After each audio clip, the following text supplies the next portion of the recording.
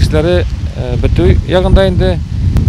Хәзер монда безнең ике алып КНС ремонтланды. Bütün оборудованиесі белән, вентиляционный оборудованиеләре белән, электр оборудованиеләре белән, насосный оборудованиеләре белән барысы да алмашынып, яшьтек һәм северный КНСлары вич яңадан ясалынды.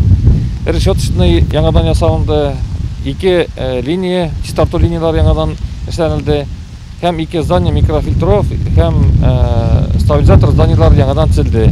Капиталь ремонтның соңгы этабы өстәмә чистарту, фильтрлар урнаштыру, аэрацияның яңа системасын кулланышка кертү кебек эшләр калган. Тулайым 180 миллион сумлык эш башкарылган. Объектны карап чыктык, бик зур эш эшләнгән. Теге елдан 19 елдан башлап җибәргән фонд газификация подрядчиклар бик зур эшләделәр. Объектта эшнең барышы белән танышкан вазифаи затлар агымдагы мәсьәләләрне тикшерделәр. Булардан кала быел Нуратта канализация системасын капиталь ремонтлау да планда. Шәһәрдә дә 12 миллионлык эш бар. Нурлат өчен бик зур эш була бу.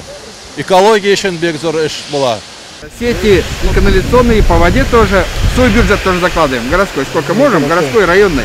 Шулай итеп, Нурлатта шәһәрләрнең экологик куркынычсызлыгын тәэмин итү буенча тагын бер масштаблы һәм социаль әһәмияткә ия объект файдалануга керәчәк.